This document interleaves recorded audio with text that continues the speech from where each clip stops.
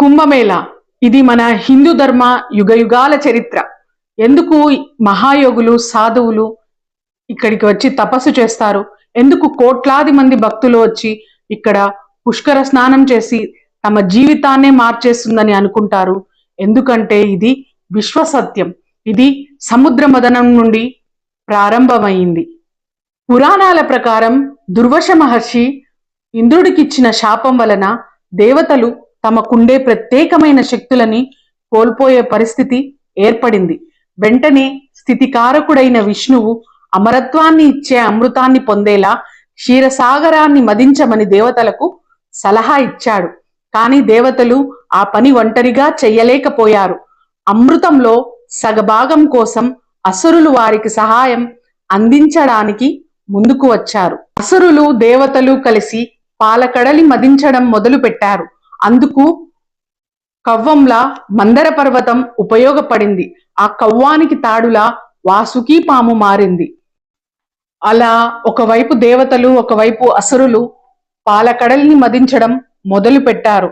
అప్పుడు సముద్ర మదనంలో కామధేనువు, ఐరావతము, మను, పారిజాతము, వారిని, శారంగ, ధనవాంతరి ఇలా ఒక్కొక్కటిగా సముద్ర మదనంలో మదించడం వలన బయటకు వచ్చాయి.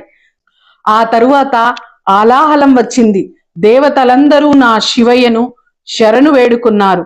ఈ సృష్టిలో ఉండే సమస్త ప్రాణులను కాపాడడానికి విషాన్ని కూడా తన కంఠంలో దాచుకున్నాడు నా బోలాశంకరుడు. అంతటి కరుణామయుడు నా నీలకంఠుడు. అలా ఒకవైపు దేవతలు ఇంకొక వైపు అసురులు 1000 ఏళ్ళు మదించిన తరువాత క్షీరసాగరం నుండి అమృతం వచ్చింది. దీనినే కుంభ్ అంటారు. అమృతాన్ని పొందేందుకు దేవతలు అసురులు యుద్ధం చేస్తుంటే ఆ అమృత కలశాన్ని విష్ణువు తన వాహనమైన గరుడ పక్షికి అప్పగించాడు. అలా యుద్ధం 12 రోజుల పాటు జరిగింది. గరుడ పక్షి ఆకాశంలో ఎగురుతున్నప్పుడు ఆ అమృత కలశపు 4 చుక్కలు ఒలికి నేల మీద పడ్డాయి. అవే హరిద్వార్, నాసిక్, ఉజ్జయిన్, ప్రయాగ్రాజ్. అందుకే అవి పుణ్యక్షేత్రాలయ్యాయి. కుంభమేళ ఇది మన హిందూ ధర్మ యుగయుగాల చరిత్ర. ఇక్కడ స్నానం చేస్తే పాపాలు తొలగిపోతాయని కాదు, జన్మలకు ముక్తి వస్తుందని అందరూ నమ్ముతారు. ఇది కుంభమేళ. ఇది శివానుగ్రహం. ఇది మన సనాతన ధర్మం. హర హర మహాదేవ, శంభో శంకర. ఓం